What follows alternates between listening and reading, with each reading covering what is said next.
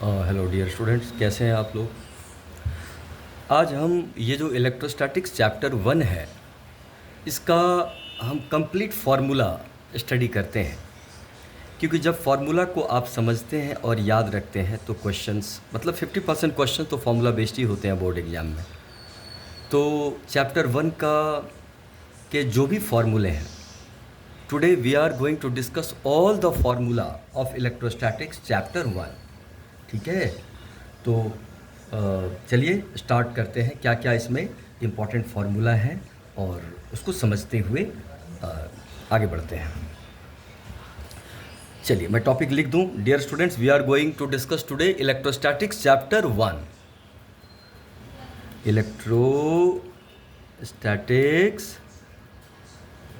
Chapter 1, charge and electric field. तो dear students, पहला जो आप पढ़ते हैं, जो लॉ इसमें पढ़ते हैं, वो कौन सा लॉ होता है? Coulomb's law. अच्छे से पता है आपको, आपके नोटबुक में डिटेल में आप सबको सब पढ़ाया हूँ। बस यहाँ पे मैं आपके साथ ये सारा फार्मूला शेयर करने वाला हूँ जिससे चीज़ें रट जाए, एक बार फिर से आप इसको रिकैपिचुलेट कर पाएँ। तो डियर स्टूडेंट्स, कूलम्ब्स लॉ आपको पता है पहली बात कि Coulomb's law is strictly valid for point charges. ये पॉइंट चार्जेस के लिए वैलिड है।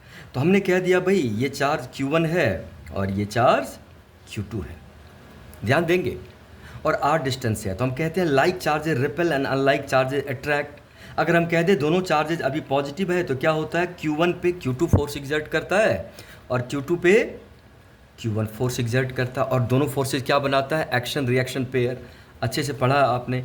F12 इज इक्वल टू क्या हो जाता है? Minus F21। डियर स्टूडेंट्स, तो यहाँ पे जो कॉमन मैग्नीट्यूड ऑफ फोर्स है वो क्या होते हैं? बराबर होते हैं। अच्छे से पता है आपको। और इसी कॉमन मैग्नीट्यूड ऑफ फोर्स को क्या कह देते हैं? हम F कहते हैं। और क्या होता है कूलम्ब्स लॉ? कूलम्ब्स लॉ का mathematical expression 1/4πε0 Q1 Q2 upon r² होता है। अच्छे से आपको पता है। जब तक मीडियम कुछ भी ना दिया हो तो मीडियम क्या मान के चलते हैं? एयर या फ्री स्पेस, जिसको क्या कहते हैं आप? वैक्यूम कहते हैं। ठीक है, एयर या वैक्यूम मान के चलते हैं। ये फार्मूला तो बहुत ही अच्छी तरह से आपको याद ही है, कहीं कोई दिक्कत नहीं है। और एप्सिलॉन नॉट को क्या कहते थे? एब्सोल्यूट परमिटिविटी ऑफ एयर और वैक्यूम। तो और एप्सिलॉन नॉट की वैल्यू भी आपको याद होनी चाहिए। क्या होना चाहिए? 8.85 इंटू 10⁻12 कूलम्ब स्क्वायर पर कूलम्ब स्क्वायर पर न्यूटन मीटर स्क्वायर। नहीं, यहाँ से अगर आप डायमेंशनली देखेंगे तो ये आ जाता है। ऐसे क्वेश्चन पेपर के फ्रंट पेज पे ये सबसे ऊपर मेंशन होता है कि भाई एप्सिलॉन नॉट की वैल्यू ये है, लेकिन अगर आप याद रखें तो और अच्छी बात होती है। और डियर स्टूडेंट्स, 1/4π एप्सिलॉन नॉट की वैल्यू क्या हो जाती है? तो आपको पता है इसको स्मॉल k से रिप्रेजेंट करते हैं, और इसकी वैल्यू याद रखिए 9 इंटू 10⁻9 न्यूटन मीटर स्क्वायर पर कूलम्ब स्क्वायर, स्मॉल k की वैल्यू है। अब ये अगर आप भूल जाते हैं फिर न्यूमेरिकली आप वीक हो जाएंगे। इसको याद रखिए, बड़ा ही बेसिक है, दूसरा कोई ऑप्शन नहीं है, फार्मूला को याद रखना ही पड़ेगा। तो डियर स्टूडेंट्स, एयर या वैक्यूम में फोर्स को क्या लिख देते हैं आप? K Q1 Q2 upon r²। ये आप समझ पा रहे हैं? ठीक है, बड़ी अच्छी बात है। यहाँ पे क्या होता है? इलेक्ट्रिक फोर्स पूरी तरह से मीडियम डिपेंडेंट है। अलग अलग मीडियम में इलेक्ट्रिक फोर्स की वैल्यू क्या होता है? अलग अलग पढ़ चुके हैं आप, क्योंकि इलेक्ट्रिक फील्ड की वैल्यू अलग अलग मीडियम में अलग अलग होती है। मीडियम डिपेंडेंट एक्सप्रेशंस होते हैं ये। तो यहाँ पे सबसे इंपॉर्टेंट बात ये है कि एयर में या वैक्यूम में इलेक्ट्रिक फोर्स क्या होता है? मैक्स होता है। लेकिन अगर आप मीडियम में इलेक्ट्रिक फोर्स की बात करेंगे तो मीडियम इलेक्ट्रिक फील्ड को क्या कर लेता है? एब्जॉर्ब कर लेता है, इलेक्ट्रिक फील्ड को वीक कर देता है। सो इलेक्ट्रिक फोर्स मीडियम में क्या हो जाता है? कम हो जाता है। ये बिल्कुल वैसा ही है जिस तरह से आपने 10th में पढ़ा था कि लाइट की स्पीड सबसे ज़्यादा एयर या वैक्यूम में होती है। नहीं, लाइट की स्पीड मीडियम में क्या होती है? कंपैरेटिवली कम होती है। याद करिए, आपने 10th में पढ़ा था refractive index mu is equal to c/v, और रिफ्रैक्टिव इंडेक्स हमेशा 1 से बड़ा होता है क्योंकि v is always lesser than c। कहते हैं ना, ये ग्लास का रिफ्रैक्टिव इंडेक्स 1.5 होता है, वाटर का रिफ्रैक्टिव इंडेक्स 1.33 होता है। ये क्या बता रहा कि मीडियम में लाइट की स्पीड एयर के मुकाबले कम होती है। तो उसी तरह से यू विल मेमोराइज दिस, बार बार इस पर नहीं जाना क्यों कम है क्यों ज़्यादा है। याद रख लेंगे भाई, एयर में अगर फोर्स को F0 मान लें तो एयर में फोर्स मैक्स होगा, और मीडियम में फोर्स को हम F मान लें। ये मीडियम की बात हो रही है, फोर्स किस में है? ये मीडियम में। जिसको F माना है, तो F हमेशा F0 से क्या होता है, कम होता है। इस बात को आप अच्छी तरह से समझिए, आता रहेगा क्वेश्चन। तो डियर स्टूडेंट्स, अगर एयर में फोर्स को हमने क्या दिखा दिया, 1/4πε0 Q1 Q2 upon R square, तो मीडियम में फोर्स को क्या लिखेंगे आप, 1/4πε0 Q1 Q2, sorry epsilon, medium की परमिटिविटी लेंगे। जब आप मीडियम की बात करेंगे तो मीडियम की परमिटिविटी लेते हैं, है कि नहीं, अलग अलग मीडियम में परमिटिविटी क्या होती है, अलग अलग। ये मीडियम में फोर्स हो गया डियर स्टूडेंट्स। और एयर में फोर्स को F0 से रिप्रेजेंट करते हैं, क्या हो जाता है, 1/4πε0 Q1 Q2 upon R square. जब आप रेशियो लेते हैं force in air upon force in medium, तो जब आप डिवाइड करेंगे तो डियर स्टूडेंट क्या आ जाता है, ε/ε0। और इसी को हम εr कहते हैं, जिसको relative permittivity of the medium कहते हैं। और डियर स्टूडेंट याद करिए, अच्छे से पढ़ा आपने, इसको dielectric constant of the medium कहते हैं। तो बड़ा ही इंपॉर्टेंट फार्मूला है। निश्चित रूप से F हमेशा F0 से कम होता है, डिनोमिनेटर कम है, न्यूमरेटर ज़्यादा है, तो किसी भी मीडियम का डाइलेक्ट्रिक कांस्टेंट क्या होता है, 1 से ज़्यादा होता है। समझ रहे आप। एग्जाम्पल के लिए मैंने आपको कहा था कि अगर मान लीजिए कोई मीडियम है, जैसे मान लेते हैं वाटर, तो डियर स्टूडेंट वाटर के लिए K की वैल्यू क्या होता है, 81। इसका क्या मतलब हुआ कि वाटर में जो फोर्स होगा वो एयर के फोर्स के मुकाबले 81 टाइम्स कम होगा। समझ पा रहे। तो मीडियम में इलेक्ट्रिक फोर्स कम होता है। क्यों कम होता है ये भी हमने डिस्कस किया है क्लास में, बट यहाँ पे आप फार्मूला को रटेंगे। अगर आपको लग रहा है कि नोटबुक में इससे रिलेटेड चीज़ें जो मैं कह रहा हूँ नहीं है या आपको नहीं आया पहले समझ में, तो आप मुझे बताएंगे, लेकिन फार्मूला को अभी आप याद कर लीजिए, है कि नहीं। मान लीजिए CBSE का एक क्वेश्चन मैं बोल रहा हूँ, ये देखिए फार्मूला बेस्ड क्वेश्चन है। कह रहा है कि भाई dielectric constant of a medium is 25 if force in air is 100 Newton, what is force in the medium? Medium में फोर्स मांगा गया है। तो डियर स्टूडेंट फटाक से क्या लगा देंगे, force in air upon force in medium is equal to capital K, और कैपिटल के आपको यहाँ पे क्या दिया है, 25 डियर स्टूडेंट्स। और एयर में फोर्स कितना दिया है, 100, F इज इक्वल टू 25। तो मीडियम में फोर्स कितना हो जाएगा बताइए, केवल 4 न्यूटन रह जाएगा। आप समझ पा रहे हैं, मीडियम में इलेक्ट्रिक फोर्स कम होता है। तो मैं यहाँ पे बार बार एम्फेसिस दे रहा हूँ, जस्ट मेमोराइज दिस, है कि नहीं। कभी कभी आपको 2 इक्वेशंस बनाने पड़ सकते हैं, एयर में इलेक्ट्रिक फोर्स दिया रहेगा, मीडियम में इलेक्ट्रिक फोर्स निकालने को बनेगा। जैसे एक क्वेश्चन मैं आपके साथ डिस्कस करता हूँ जिससे ये और थोड़ा सा क्लियर हो जाए।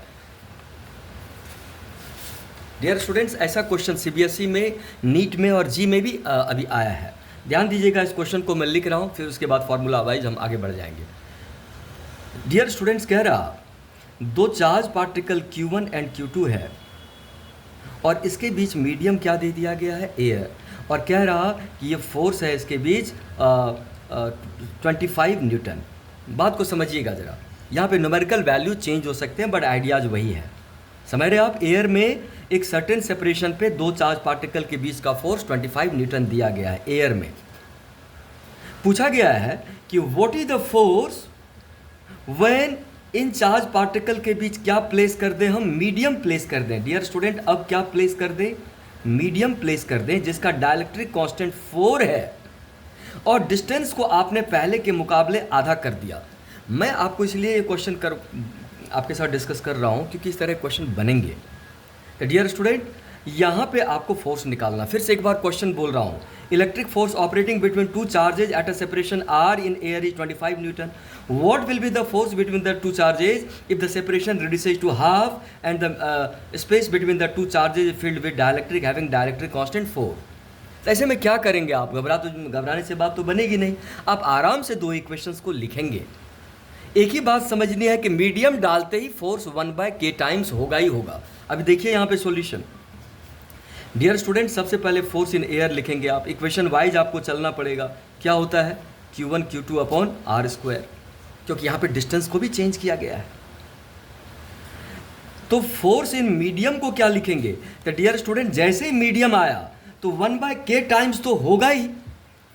मीडियम में फोर्स तो 1/k टाइम्स हो ही जाएगा। अब बाकी जो चेंजेज है वो चेंजेज करिए, ध्यान समझिएगा। ये 1/4πε0 होगा, Q1 Q2 होगा, और यहाँ पे सेपरेशन को हाफ कर दिया गया तो r/2 का होल स्क्वायर हो जाएगा। क्या मेरी बात समझी जा रही है, समझ में आ रहा है कुछ? आप इसको और सिंप्लीफाइड वे में लिख सकते हैं, लेकिन जो मैं कह रहा हूँ आइडियाज़ को आप समझिए। ये एयर में फोर्स था, जैसे ही आप मीडियम प्लेस करेंगे कुछ भी लिखने से पहले 1/k टाइम्स फोर्स होगा। जो भी आ रहा है यहाँ पे उसका 1/k टाइम्स। यहाँ पे आर को भी चेंज करना था तो आप इक्वेशन वाइज लिखेंगे। तो डियर स्टूडेंट क्या हो जाएगा बताइए, 1/ये ऊपर चला जाएगा 4q1 q2 अपॉन 4πε0 r²। ये बात आप समझ पा रहे हैं, 4πε0 r²। अब यहाँ से साफ साफ आप देखिए q1 q2 बाय 4πε0 r² क्या है, this is the force in air. और force in air dear student आपको इस क्वेश्चन में ऑलरेडी मेंशन है 25 न्यूटन। तो क्या करेंगे आप 4/k इंटू 25 वैल्यूज पुट कर दीजिए। 4 और डायलेक्ट्रिक कांस्टेंट आपको दिया है मीडियम का 4, यहाँ से 4 डाल दीजिए और ये 25। देखिए मीडियम में भी 25 न्यूटन आ गया। कहने का मतलब हुआ कि डायलेक्ट्रिक कांस्टेंट डालने से जो फोर्स में decrease I that is compensated by reducing the distance to half. समझ रहे हैं आप, ये इस तरह से क्वेश्चन बनेंगे। तभी तो हम फॉर्मूला रिवाइज कर रहे हैं, बट आपके साथ इसलिए मैंने ये डिस्कस किया कि स्टूडेंट्स ना अभी एग्जाम में छोड़ के आए थे ये क्वेश्चंस, तो मैं कह रहा हूँ कि आप इसको समझिए। चलिए आगे बढ़ते हैं, सारे फॉर्मूले को एक बार देखें। तो डियर स्टूडेंट्स ये बात आपको समझ में आई। अगला टॉपिक आ जाता है क्या, इलेक्ट्रिक फील्ड का। जल्दी सारे फॉर्मूले को देख लें एक बार। डियर स्टूडेंट पता है what electric field is, electrical environment created by a charge in the surrounding space. और आपको पता है कि r डिस्टेंस पे अगर इस चार्ज की फील्ड हम निकालते हैं तो यहाँ पे टेस्ट चार्ज रखते हैं, फोर्स कैलकुलेट करते हैं, force experience per unit test charge लेते हैं, तो वो बात की बात है। तो अगर हम कह दें कि चार्ज ये सोर्स चार्ज पॉजिटिव है तो डियर स्टूडेंट फील्ड किधर होती है पता है, अवे होती है। क्योंकि अगर आप यहाँ पे टेस्ट चार्ज रखेंगे तो फोर्स इधर एक्सपीरियंस होगा, जिधर test charge positive test charge force experience करता है इलेक्ट्रिक फील्ड उधर ही होती है। और डियर स्टूडेंट इस सोर्स चार्ज की वजह से r डिस्टेंस पे कितनी होती है इलेक्ट्रिक फील्ड बताइए, 1/4πε0 q/r²। इसको याद रखेंगे आप। यहाँ पे क्या लगाते थे, r cap, this is a vector relation. यहाँ पे r कैप क्या है my dear students, unit vector है which is directed away from the charge. अगर ये सोर्स चार्ज पॉजिटिव होगा तो पूरा का पूरा एक्सप्रेशन पॉजिटिव है, that electric field will be along r cap that is away from the charge. अगर ये सोर्स चार्ज नेगेटिव लेंगे तो यहाँ पे माइनस साइन आ जाएगा, तो r कैप तो अवे है तो electric field towards the charge हो जाएगा। समझ पा रहे हैं आप। चलिए इस चीज़ को एक बार अच्छे से फिर समझिए। अगर पॉजिटिव चार्ज होगा तो यहाँ पे फील्ड अवे होगी, अगर ये चार्ज नेगेटिव आ गया डियर स्टूडेंट्स तो यहाँ पे जो फील्ड होगी टुवर्ड्स द चार्ज होगी। और अच्छे से आपको ये आता है, बहुत अच्छी बात है, फिर भी इस चीज़ को याद रखिए आप। इलेक्ट्रिक फील्ड का मतलब होता है force experienced per unit charge, मतलब 1 कूलम चार्ज जितना फोर्स एक्सपीरियंस करेगा दैट इज इलेक्ट्रिक फील्ड। चलिए इलेक्ट्रिक फील्ड का ऐसा यूनिट क्या होता है, तो डियर स्टूडेंट इलेक्ट्रिक फील्ड का डेफिनेशन ही होता है electric force experience per unit test charge. तो ऐसा यूनिट क्या होता है, न्यूटन पर कूलम। दूसरा यूनिट क्या होता है, वोल्ट पर मीटर। सेकेंड चैप्टर में आपने पढ़ा है। इन छोटी छोटी चीज़ों को आप याद रखेंगे। तो पॉइंट चार्ज की वजह से इलेक्ट्रिक फील्ड क्या होता है आपको अच्छे से ये चीज़ें समझ में आती है। डियर स्टूडेंट्स इलेक्ट्रिक फील्ड का जो मॉड होगा वो डायरेक्टली प्रोपोर्शनल टू क्या आ जाता है, चार्ज आ जाता है। अगर चार्ज का अमाउंट आप ज़्यादा रखेंगे तो इलेक्ट्रिक फील्ड क्या होगी, स्ट्रॉन्ग होगी। Stronger charge creates stronger field. अगर आप ग्राफ प्लॉट करेंगे E वर्सेस Q तो क्या होगा, स्ट्रेट लाइन। अगर electric field versus distance plot करेंगे डियर स्टूडेंट्स तो इलेक्ट्रिक फील्ड क्या होगा, इन्वर्सली प्रोपोर्शनल टू r²। यहाँ पे डिक्रीजिंग कर्व बनेगा है। ये कैसा ग्राफ बनेगा, ऐसा ग्राफ बनेगा। डिस्टेंस को डबल कर देंगे तो फील्ड 1/4 हो जाएगी। ये सारी चीज़ें आपको पता है। अगर डियर स्टूडेंट अगर आपको ग्राफ प्लॉट करना पड़ता 1/r² versus E, then graph would be a straight line. थोड़ा सा मैथमेटिकली अपने आप को इम्प्रूव रखना है, क्योंकि उस केस में क्या बन जाता है, y directly proportional to x। ये सारी बातें आपको समझ में आ रही है। तो इलेक्ट्रिक फील्ड किस तरह से ये चीज़ें हम लेते हैं। आगे बढ़ते हैं। डियर स्टूडेंट्स इलेक्ट्रिक फील्ड के लिए कौन सा प्रिंसिपल होता है, सुपरपोजिशन प्रिंसिपल। याद करिए, अगर बहुत सारे चार्जेज आपके पास है Q1 -Q2 Q3 नहीं -Q4 और आपको इस गिवन पॉइंट पे नेट इलेक्ट्रिक फील्ड चाहिए तो क्या करते हैं आप, इंडिविजुअल चार्जेस के फील्ड को सिंपली ऐड कर देते हैं। और डियर स्टूडेंट कैसा एडिशन लेते हैं आप, वेक्टर एडिशन लेते हैं। आपको पता है कि इलेक्ट्रिक फील्ड को वेक्टोरियली हमको ऐड करना पड़ता है। तो ये पॉजिटिव चार्ज है तो पॉजिटिव चार्ज की फील्ड किधर होगी, अवे हो जाएगी। ये नेगेटिव चार्ज है तो इसकी फील्ड क्या हो जाएगी, टुवर्ड्स हो जाएगी। ये पॉजिटिव चार्ज है, फील्ड अवे हो जाएगी। ये नेगेटिव चार्ज है, फील्ड टुवर्ड्स हो जाएगी। और इन सारी इलेक्ट्रिक फील्ड का कौन सा एडिशन लेते हैं आप, वेक्टर एडिशन लेते हैं, है कि नहीं। जब आप ई नेट निकालते हैं तो क्या होता है, E1 + E2 प्लस सारे इंडिविजुअल चार्जेस के फील्ड को डियर स्टूडेंट्स क्या कर देते हैं, आप ऐड कर देते हैं। This is called superposition principle. The most important thing about superposition principle is when you are calculating electric field by one charge at the given point P, you can imagine other charges are absent. That is, presence of other charges doesn't affect the electric field produced by a single charge. So हम individual charges के field को लेके add कर सकते हैं in order to have the total electric field at the point.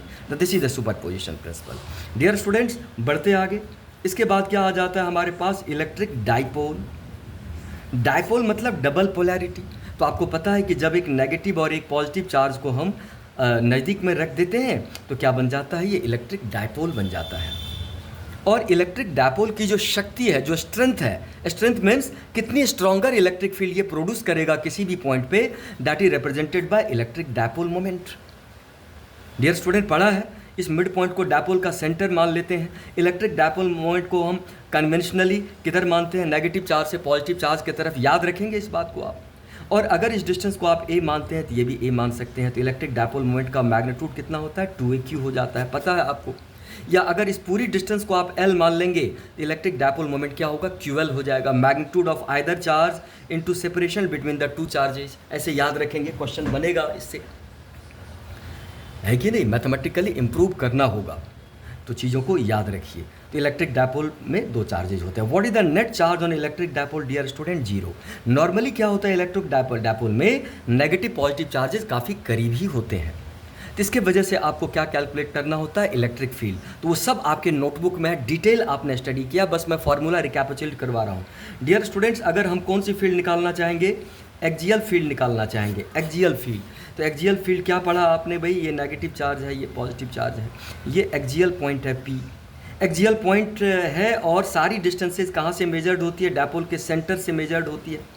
ये distance A, ये distance A। क्या पढ़ा था आपने, पॉजिटिव चार्ज की फील्ड यहाँ पे स्ट्रॉन्गर होती है क्योंकि डिस्टेंस कम है, नेगेटिव चार्ज की फील्ड थोड़ी सी वीकर होगी क्योंकि डिस्टेंस ज़्यादा है। सो नेट फील्ड किधर हो जाती है, एक्सिस के अलॉन्ग ही away from the dipole moment हो जाती है। पढ़ा है आपने ये। अब now you will memorise this formula. Dear students, याद करो, ई एक्सियल क्या होता है, डिराइव्ड है, हमने किया है 1/4πε0 2px upon x square minus a square का होल स्क्वायर। याद करो, अभी जल्दी याद करो। x क्या है, जिस पॉइंट पे एक्सियल पॉइंट की डिस्टेंस है डाइपोल के सेंटर से, याद रखेंगे आप ये। और ये डेरिवेशन भी आराम से आप कर लेंगे क्योंकि पॉजिटिव चार्ज की फील्ड अवे होती है जो स्ट्रॉन्गर है, नेगेटिव चार्ज की फील्ड टुवर्ड्स होती है जो वीकर है, तो नेट फील्ड किधर हो जाएगी, उधर ही हो जाएगी। तो dear student, what is the angle between electric dipole moment and axial field, जल्दी बोलिए। तो क्या होगा एंगल, 0 डिग्री। क्यों होगा 0 डिग्री, क्योंकि डाइपोल मोमेंट भी लेफ्ट टू राइट और एक्सियल फील्ड भी लेफ्ट टू राइट, तो थीटा 0 होता है, ऑलरेडी पढ़ा है आपने। तो नॉर्मली क्या होता है, we deal with short dipole. Short dipole में क्या होता है, नेगेटिव पॉजिटिव चार्ज एकदम करीब होंगे और फील्ड पॉइंट की डिस्टेंस बहुत ज़्यादा होगी। मतलब यह डिस्टेंस होगी 1 किलोमीटर और ये डिस्टेंस है 10 सेंटीमीटर। तो क्या करेंगे आप, x अगर फार ग्रेटर देन 2a आ जाए तो डियर स्टूडेंट क्या करेंगे, यहाँ पे a स्क्वायर को डिस्कार्ड कर देंगे यहाँ से, ठीक है, क्योंकि एक्स स्क्वायर भी a स्क्वायर के मुकाबले बहुत बड़ी क्वांटिटी होगी। तो क्या होगा, x 4 हो जाएगा और x कटेगा तो x क्यूब हो जाएगा। तो बार बार मैं आपको बता रहा हूँ, उसको याद रखिए। तो डियर स्टूडेंट, ई एक्सियल तब क्या बन जाएगा, बोलिए, 1/4πε0 क्या 2p/x क्यूब। याद करिए इस फॉर्मूला को शॉर्ट डाइपोल के लिए, शॉर्ट डाइपोल के लिए। साफ साफ देख पा रहे हैं आप कि जो ई एक्सियल है dear students inversely proportional to x cube है। मतलब जैसे जैसे आप डाइपोल से दूर भागेंगे, जैसे जैसे दूर जाएंगे, फील्ड बहुत तेज़ी के साथ घटेगी। तेज़ी के साथ क्यों घटेगी, क्योंकि अगर आप डिस्टेंस को डबल कर देते हैं तो फील्ड 1/8 हो जाएगी, ट्रिपल कर देंगे तो 1/27 हो जाएगी। लेकिन पॉइंट चार्ज में क्या होता है, inversely proportional to are square होता है, वहाँ तो डिस्टेंस डबल करने से केवल 1/4 होती है फील्ड। तो ये बात आप याद रखेंगे, inversely proportional to x cube होती है और 2 का फैक्टर ये भी याद रखेंगे आप। बहुत सारे क्वेश्चंस बनेंगे, एमसीक्यूज आराम से आप सॉल्व कर देंगे अगर फॉर्मूला को समझ के आप याद रखते हैं तो, ठीक है। चलिए, तो ये आपको याद है। चलिए इक्वेटोरियल फील्ड की बात करें, जल्दी से इसको देख लें डियर स्टूडेंट्स। कौन सी फील्ड, इक्वेटोरियल फील्ड। ये डेरिवेशन है और आपने ऑलरेडी किया हुआ है। एक बार फिर से देख लें क्या डायग्राम था डियर स्टूडेंट। ऐसा था, इक्वेटर का मतलब क्या होता है, परपेंडिकुलर बाइसेक्टर। आप इसको वाई मान सकते हैं, ये ए ये डायपोल का सेंटर होता है। डियर स्टूडेंट जब आपने डेरिवेशन किया था तो क्या होता था बोलो, नेगेटिव चार्ज की फील्ड टुवर्ड्स द चार्ज होती थी, पॉजिटिव चार्ज की field away from the charge होती थी। याद करिए, थीटा होता था, ये भी थीटा होता था, ये भी थीटा होता था, ये भी थीटा होता था। इधर वाला कंपोनेंट वाई वाला क्या होता था, कैंसिल हो जाता था, और एक्स वाला क्या होता था, ऐड हो जाता था। आपके नोटबुक में सारा डेरिवेशन है। तो डियर स्टूडेंट डायपोल मोमेंट किधर होता है, नेगेटिव टू पॉजिटिव मतलब लेफ्ट टू राइट, और नेट फील्ड किधर हो गई, right to left. So net field and dipole moment are oppositely directed. और क्या होता है इक्वेटोरियल फील्ड डेरिवेशन के बाद बताइए क्या होता है, 1/4πε0। अभी याद करिए यहाँ पे -p/a² प्लस y² की power 3/2। Just memorise this, a² plus y² की पावर 3/2 है। ये माइनस क्यों लगा, क्योंकि डायपोल मोमेंट नेगेटिव चार्ज से पॉजिटिव चार्ज की तरफ, और net field right to left मतलब दोनों 180 डिग्री एंगल बना रहे हैं। यहाँ पे थीटा कितना बन रहा, डायपोल मोमेंट और नेट फील्ड के बीच 180 डिग्री का angle. You will memorise this dear student. यहाँ पे भी अगर हम शॉर्ट डायपोल लें, y far greater than 2a हो जाए तो आप क्या करेंगे, a² को डिस्कार्ड करेंगे यहाँ पे, तो फिर से 2 कटेगा तो क्यूब आ जाएगा। और डियर स्टूडेंट इलेक्ट्रिक फील्ड कितनी बनेगी, याद करना है इसको, कैसा भी क्वेश्चन आए आप सॉल्व करेंगे, -p/y³ आ जाएगा, मतलब inversely proportional to distance cube. अगर आप यहाँ पे डियर स्टूडेंट मॉड लेंगे तो लिख सकते हैं p/r³, ऐसा भी लिख सकते हैं। लेकिन यहाँ पे फैक्टर का देखिए, यहाँ पे कोई 2 वाला फैक्टर नहीं है, लेकिन यहाँ पे 2 वाला फैक्टर है। मतलब गिवन डिस्टेंस के लिए एक्सियल फील्ड इक्वेटोरियल फील्ड का डबल होता है, ये भी याद रखेंगे। ई एक्सियल अपॉन ई इक्वेटोरियल क्या होता है, डबल होता है अगर x = y हो गिवन डिस्टेंस के लिए। समझ रहे, एक्सियल फील्ड इक्वेटोरियल का डबल होता है। तो क्या इसको याद रख पा रहे हैं, जल्दी याद करिए इसको, दूसरा कोई चारा नहीं है। अगर आपको याद करने में दिक्कत आती है तो क्या करना है, कॉपी कलम लेके बैठिए, है कि नहीं, वीडियो को पॉज करके इसको फिर से 1 बार 2 बार लिखिए। दूसरा कोई ऑप्शन नहीं है आपके पास फॉर्मूला याद करने के सिवा, तभी तो आप जीमेन और नीट के क्वेश्चंस को कर पाएंगे। वहाँ तो एक्सपेक्ट किया जाता है सब कुछ आपके दिमाग में पहले से सेट हो। चलिए, इक्वेटोरियल फील्ड आपने देख लिया। डियर स्टूडेंट्स, कभी कभी ये तो हालांकि CBSE से हट चुका है, लेकिन मैं आपके साथ डिस्कस करता हूँ, नीट और जीमेन का बड़ा इंपॉर्टेंट पार्ट है ये, electric field eight N axial point. ये आपके साथ शायद मैंने डिस्कस नहीं किया होगा क्लास में, या कुछ स्टूडेंट के साथ किया भी होगा, लेकिन ये मैं करने वाला हूँ आप सबके साथ डिस्कस। लेकिन फार्मूला पे एक बार याद करिए, देखिए, electric field at any point. Any point का मतलब क्या होता है, ना तो वो एक्सियल है ना ही इक्वेटोरियल है। ध्यान दीजिएगा, अगर ये डायपोल है डियर स्टूडेंट्स, और ये डायपोल का सेंटर है, तो अगर आप ये पॉइंट P लेते हैं, ध्यान से देखेंगे आप r डिस्टेंस पे, तो देखिए ना तो ये एक्सियल पॉइंट है ना ही इक्वेटोरियल पॉइंट है। एक्सियल लाइन से थीटा एंगल पे पॉइंट है r थीटा, इस पॉइंट का कोऑर्डिनेट r थीटा भी लिखते हैं हम कभी कभी। अगर थीटा 0 हो जाए तो पॉइंट P कहाँ पे चला जाएगा, एक्सिस पे चला जाएगा। अगर थीटा 90 हो तो कहाँ पे चला जाएगा, ये पॉइंट डियर स्टूडेंट इक्वेटर पे चला जाएगा। साफ साफ आप देख पा रहे हैं। तो इस तरह के केस में जब एक्सियल ना इक्वेटोरियल कुछ भी ना हो, तो डियर स्टूडेंट इसका जो डेरिवेशन वैसा ही है जैसा आपने एक्सियल इक्वेटोरियल के लिए किया था। और एक बार मैं आपके साथ ये डिस्कस करना चाहूँगा, इस इलेक्ट्रिक फील्ड का जो फॉर्मूला होता है डियर स्टूडेंट ऐसा होता है, p/4πε0 r³ होता है, और 1 + 3 cos² थीटा होता है। ऐसा कुछ फॉर्मूला आता है, ठीक है। यहाँ पे थीटा आप देख पा रहे हैं, अगर थीटा की जगह आप 0 डिग्री डाल देंगे शॉर्ट डायपोल के लिए, किसके लिए वैलिड है ये, शॉर्ट डायपोल के लिए। जब तक कुछ ना दिया हो शॉर्ट डायपोल हम मान लेते हैं ऐसे सिचुएशन में। तो डियर स्टूडेंट इलेक्ट्रिक फील्ड क्या बन जाएगा, एक्सियल के लिए साफ साफ देखिए, थीटा 0 पुट करेंगे तो ये पॉइंट कहाँ पे आ जाएगा, एक्सिस पे आ जाएगा। तो डियर स्टूडेंट थीटा 0 cos 0 1 3 + 1 4 आ गया ना, ये 1/4πε0 2p/r³ आ गया। अगर आप थीटा 90 पुट करेंगे तो आप इक्वेटोरियल पॉइंट पे चले जाएंगे, तो थीटा 90 cos 90 0 पूरा हो जाएगा। क्या होगा, 1/4πε0 p/r³ हो जाएगा। और फिर से आप देख रहे हैं ई एक्सियल अपॉन क्या, ई इक्वेटोरियल क्या होता है, 2 का रेशियो बनाता है। तो याद रखेंगे फॉर्मूला को। चलिए, तो डायपोल के डेरिवेशंस को आपने देख लिया फील्ड के लिए जो है। डायपोल का अगला डेरिवेशन है dear student, torque experience by an electric dipole. बार बार मैं कहता हूँ बहुत इंपॉर्टेंट डेरिवेशन है, और आपने बहुत अच्छे से टू द पॉइंट पढ़ा है क्लास में, आपके नोट्स में प्रॉपर ये लिखा हुआ है। फिर भी फॉर्मूला डिस्कस करूँगा। Torque experience by an electric dipole. कब डियर स्टूडेंट, कब? जब डायपोल को यूनिफॉर्म फील्ड में आप रखते हैं, पढ़ा है ना आपने, ये इलेक्ट्रिक डायपोल है, यूनिफॉर्म फील्ड में इसको आप रख देते हैं, यहाँ पे पॉजिटिव चार्ज, यहाँ नेगेटिव चार्ज। पॉजिटिव चार्ज पे फोर्स किधर काम करता है पता है आपको? फील्ड के डायरेक्शन में। पॉजिटिव चार्ज पे इलेक्ट्रिक फोर्स किधर काम करता है? फील्ड के डायरेक्शन में। नेगेटिव चार्ज पे फोर्स किधर काम करता है? फील्ड के अपोजिट। मैग्नीट्यूड सेम है। तो डियर स्टूडेंट ये क्या बना देता था? कपल बना देता था। अगर आप देखिए यहाँ पे डिस्प्लेसमेंट किधर लिया है? इलेक्ट्रिक फील्ड के रिस्पेक्ट में एंटी क्लॉकवाइज लिया है हमने। तो डिस्प्लेसमेंट तो एंटी क्लॉकवाइज है, बट ये टॉर्क किधर घुमाना चाह रहा है इसको? क्लॉकवाइज। नहीं, अगर आप इसको छोड़ देंगे it will automatically rotates towards electric field, automatically. मतलब इस टॉर्क की टेंडेंसी क्या होती है? डायपोल को फील्ड के डायरेक्शन में अलाइन करने की। घूमता चला जाएगा, घूमता चला जाएगा, फाइनली ये फील्ड के डायरेक्शन में आ जाएगा। पढ़ा है आपने? और डियर स्टूडेंट अब इस फॉर्मूला को याद कर लीजिए। जो इलेक्ट्रिक टॉर्क होता है क्या होता है? P E sine theta. याद करिए कौन सा टॉर्क है ये? इलेक्ट्रिक टॉर्क है, क्योंकि इलेक्ट्रिक फोर्स की वजह से हुआ है। और वेक्टोरियली कैसे लिखते हैं इसको आप? पी क्रॉस ई। याद करिए जल्दी। और यहाँ पे जरा ये याद रखेंगे, ये डायपोल मोमेंट है और ये इलेक्ट्रिक फील्ड है। थीटा डायपोल मोमेंट और इलेक्ट्रिक फील्ड के बीच का एंगल होता है। What the tendency of this torque is? The tendency of this torque is to align the dipole along the direction of electric field when you release it.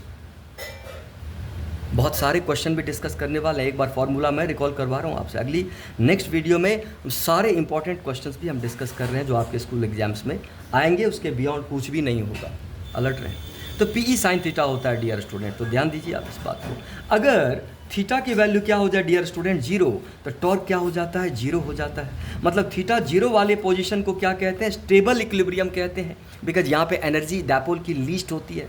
याद रखेंगे, stable equilibrium का मतलब क्या हुआ? यहाँ पे लीस्ट एनर्जी होती है डायपोल की, और इसको स्टेबल इक्विलिब्रियम पोजीशन कहते हैं। अब ये भी अगर भूल गए तो फिर तो ब्लंडर है। अगर थीटा की जगह क्या पुट करते हैं? 90 डिग्री। 90 डिग्री में कैसा ओरिएंटेशन होगा? डायपोल मोमेंट इधर, फील्ड इधर। ये देखिए 90 डिग्री पे है डायपोल। इस कंडीशन में डियर स्टूडेंट साइन 90 मैक्स हो जाएगा, 1 होता है। और डायपोल पे टॉर्क कितना काम करेगा? पी ई, जो कि क्या हो जाएगा? मैक्स हो जाएगा, है कि नहीं? अगर आप थीटा की जगह क्या रखेंगे? 180। 180 का क्या मतलब हुआ? इलेक्ट्रिक फील्ड तो लेफ्ट टू राइट है, बट डायपोल मोमेंट किधर है? राइट टू लेफ्ट है। तो डियर स्टूडेंट ऐसे केस में भी साइन 180 क्या हो जाएगा? जीरो हो जाता है। और यहाँ पे फिर से इलेक्ट्रिक टॉर्क आपको क्या मिल जाता है? जीरो। बट इसको कौन सा इक्विलिब्रियम कहते हैं? Unstable equilibrium. क्यों कहते हैं अनस्टेबल? बिकॉज यहाँ पे डायपोल के पास बहुत ज़्यादा एनर्जी होती है। सिस्टम के पास अगर एनर्जी ज़्यादा होगी तो स्टेबल क्या होगा? इक्विलिब्रियम क्या होगा? अनस्टेबल इक्विलिब्रियम होगा। अनस्टेबल है, इसको थोड़ा सा भी डिस्प्लेस कर देंगे आप तो ये ऑटोमेटिकली फील्ड के डायरेक्शन में आ जाएगा, बहुत ही लार्ज एंगल से घूम जाएगा। खैर अभी आप फॉर्मूला याद करेंगे। थीटा 180 को क्या कहते हैं? अनस्टेबल इक्विलिब्रियम कहते हैं। जो भी थीटा दिया रहेगा उस थीटा को डाल के आप टॉर्क को यहाँ पे कैलकुलेट करेंगे। क्या कहते हैं इस टॉर्क को? इलेक्ट्रिक टॉर्क कहते हैं। ध्यान दीजिएगा। अच्छा डियर स्टूडेंट थोड़ा यूनिट को भी देखिए। डायपोल मोमेंट का फॉर्मूला क्या पढ़ा था? 2AQ। तो डायपोल मोमेंट का SI यूनिट क्या होगा? Coulomb metre. चार्ज का यूनिट क्या होता है? कूलम। 2A डिस्टेंस का मीटर कूलम मीटर। अगर आप क्वेश्चन सॉल्व कर रहे हैं और डिस्टेंस आपको सेंटीमीटर में दिया है तो मीटर में कन्वर्ट करेंगे, अगर उसको आगे यूज़ कर रहे हैं स्टेप्स में तो ध्यान रखना है। टॉर्क का फॉर्मूला क्या होता है? Force into perpendicular distance. तो टॉर्क का यूनिट क्या होता है डियर स्टूडेंट? Newton metre. ये यूनिट को भी याद रखना है कि नहीं? तो चलिए ये कहानी हो गई ख़त्म, आगे बढ़ते हैं। इसके बाद डियर स्टूडेंट्स क्या है? Potential energy of dipole in external uniform electric field. मैं टॉपिक लिखता हूँ क्लियरली, ये डेरिवेशन है और ऑलरेडी आपने डेरिवेशन किया हुआ है। पोटेंशियल एनर्जी ऑफ एन क्या? Electric dipole in an external uniform electric field. पढ़ा है आपने अच्छे से, बहुत अच्छे से पढ़ा है। तो dear student potential energy dipole की, जब डायपोल एक्सटर्नल इलेक्ट्रिक फील्ड से थीटा एंगल पे हो तो इसकी पोटेंशियल एनर्जी क्या होता है? यू थीटा पे। पढ़ा है आपने? नहीं पढ़ा तो नोटबुक देखिए, अगर याद नहीं है तो। माइनस पी कॉस थीटा होता है। और डियर स्टूडेंट्स वेक्टर फॉर्म में क्या होता है? Minus P dot E. याद करिए। यहाँ पे हमने थीटा 90 पे पोटेंशियल एनर्जी को जीरो माना है। ऐसे भी यहाँ थीटा 90 पुट कर रहे हैं तो देखिए U90 क्या होता है? 0 डिग्री आता है। ये हमारा रेफरेंस लेवल है, क्योंकि पोटेंशियल एनर्जी को आप 0 कहीं भी मान सकते हो। U90 0 होता है। तो ये पोटेंशियल एनर्जी है डायपोल की। पोटेंशियल एनर्जी कैसे मिली थी कि भाई ये डायपोल है। तो इलेक्ट्रिक टॉर्क डियर स्टूडेंट किधर काम कर रहा था, क्लॉकवाइज, क्योंकि इलेक्ट्रिक टॉर्क की टेंडेंसी क्या होती थी, डायपोल को फील्ड के डायरेक्शन में अलाइन करने की। तो हमने किधर टॉर्क लगा दिया, एंटी क्लॉकवाइज। तो हमने इसके अगेंस्ट क्या किया, टॉर्क लगाया, धीरे धीरे धीरे धीरे धीरे धीरे धीरे धीरे इसको रोटेट किया। तो जब हम इसको रोटेट करेंगे ऐसे, तो हमको क्या करना पड़ेगा, वर्क करना पड़ेगा कि नहीं। Whenever we do work against electric torque, our work done gets stored in the form of potential energy. कहा ना, ये रामबाण है। Work done by external agency get stored in the form of potential energy. कौन करता है work done, external agency. Work का क्या क्या फॉर्मूला होता है, फोर्स के द्वारा F/dx x1 to x2, torque के द्वारा क्या होता है, टॉर्क d थीटा, θ1 से लेके θ2 तक। ये सब बेसिक बातें हैं जिसको आप रटिए। तो ये तो एक फार्मूला था। दूसरा फार्मूला क्या था, वर्क डन निकालना था जब डायपोल को आप θ1 से रोटेट करते हैं, कहाँ तक, θ2 तक। तो डियर स्टूडेंट, ये वर्क डन का फॉर्मूला भी आपने पढ़ा है। एक्सटर्नल वर्क डन क्या होता है, -PE cos θ2 माइनस क्या, cos θ1। काफ़ी इंपॉर्टेंट फार्मूला है, याद करिए। कब लगाएंगे ये फार्मूला, जब आपको एक्सटर्नल वर्क डन कैलकुलेट करना हो। डायपोल को θ1 एंगल से θ2 तक, मतलब मान लीजिए 30 पे है और इसको 60 पे आप रोटेट कर रहे हैं, है कि नहीं। θ1 से लेके θ2 तक रोटेट करेंगे तो कितना वर्क डन आपको करना पड़ेगा। θ2 क्या है, फाइनल एंगल है, और θ1 क्या है, इनिशियल एंगल है। ध्यान रखेंगे, मान लीजिए आपको कहा जाए भाई डायपोल को 30 से 60 रोटेट किया, तो ये 60 हो जाएगा, ये 30 हो जाएगा। अनस्टेबल इक्विलिब्रियम से स्टेबल, तो अनस्टेबल में θ2 क्या हो, अनस्टेबल से स्टेबल। अगर मान लीजिए आपको कह दिया जाए कि अनस्टेबल से स्टेबल इक्विलिब्रियम में रोटेट किया, तो अनस्टेबल इनिशियल हो गया, इनिशियल क्या डालेंगे 180, स्टेबल फाइनल हो गया तो क्या डाल देंगे 0। अपने हिसाब से वो डालना, देखना क्या है इनिशियल क्या है फाइनल। और यही वर्क डन डियर स्टूडेंट क्या होता है, स्टोरेज इन पोटेंशियल एनर्जी, जिसको क्या कहते हैं आप, U θ2 माइनस U θ1। समझ पा रहे हैं आप ये। इससे बहुत सारे क्वेश्चन बनने वाले हैं। चलिए, तो फार्मूला आप याद करिए, जल्दी याद करिए क्या है फार्मूला, क्योंकि अगली क्लास में बस न्यूमेरिकल्स ही हम वीडियो में मैं डालने वाला हूँ और ये सब आएंगे। चलिए आगे बढ़ते हैं।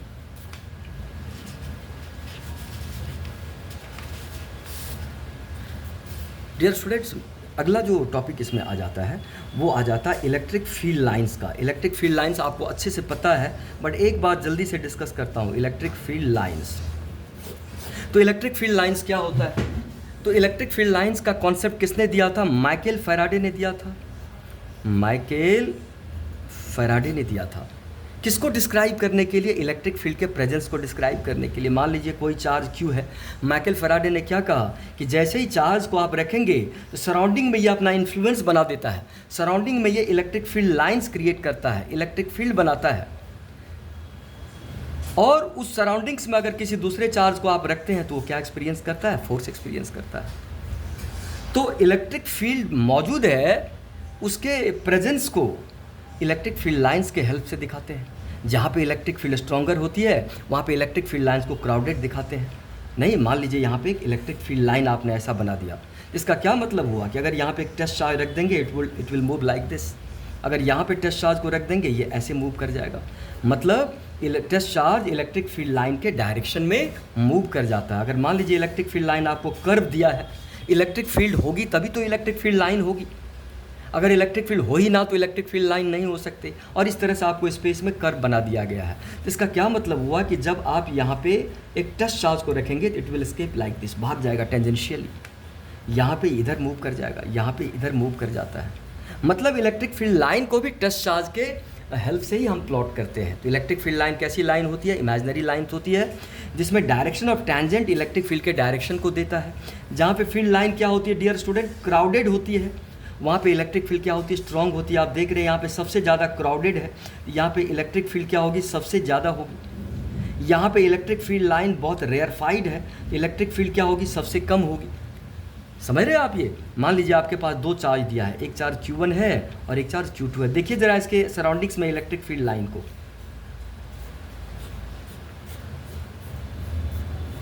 देख पा रहे हैं आप। और इलेक्ट्रिक फील्ड लाइन दिया गया है दोनों चार्जेस के अपने इंडिविजुअल फील्ड्स। आपसे पूछा गया है कौन सा चार्ज ज़्यादा मैग्नीट्यूड का है, तो डियर स्टूडेंट जहाँ पे फील्ड लाइन ज़्यादा स्ट्रॉन्गर निकलेगी या तो इमर्ज करेगी या टर्मिनेट करेगी, जितनी क्राउडेड फील्ड लाइन होगी जिस चार्ज के सराउंडिंग में वो चार्ज भी ज़्यादा होगा।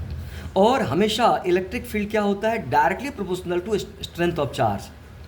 तो आप ये कह सकते हैं कि यहाँ पे ज़्यादा इलेक्ट्रिक फील्ड लाइंस है तो Q2 का जो स्ट्रेंथ है, Q2 जो चार्ज है वो ज़्यादा पावरफुल होगा Q1 के रिस्पेक्ट में।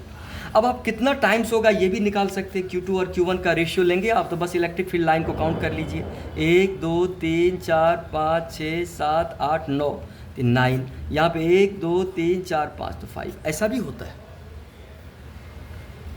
तो इस चीज़ को आप समझने की कोशिश करिए।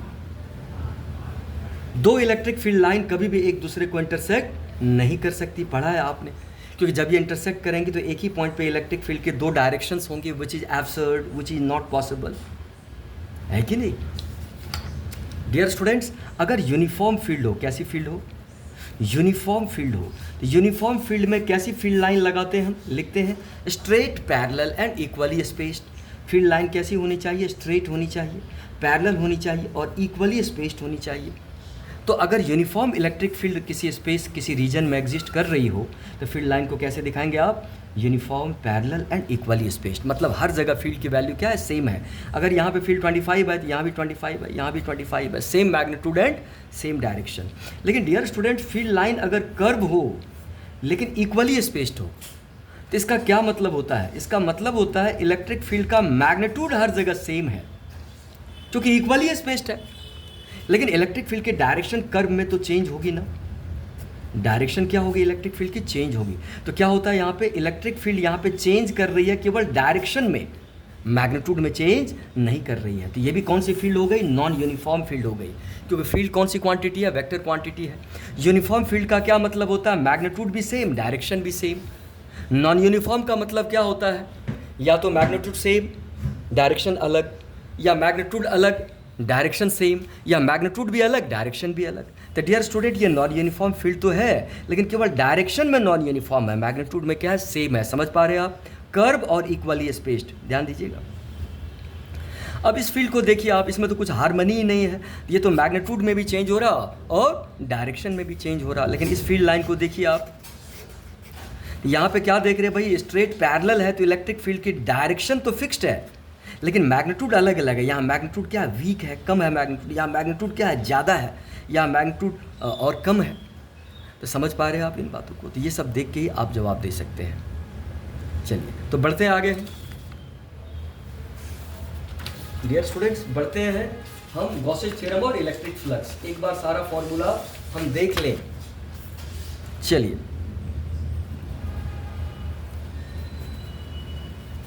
इलेक्ट्रिक फ्लक्स,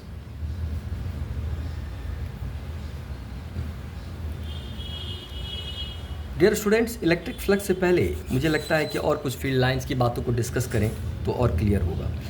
एक और इम्पॉर्टेंट प्रॉपर्टी, डियर स्टूडेंट्स, एक मेटालिक सरफेस पे और एक मेटालिक बॉडी पे आपने पढ़ा है ना कि जब भी एक हम कंडक्टर लेते हैं, मेटल लेते हैं और इस पर आप चार्ज को डिपॉजिट करते हैं, कई बार डिस्कस किया हूँ आपके साथ ये सारी चीज़ें। तो चार्ज पहली बात कहाँ पे रिसाइड करता है, आउटर सरफेस पे रिसाइड करता है, अंदर में कोई चार्ज नहीं होता।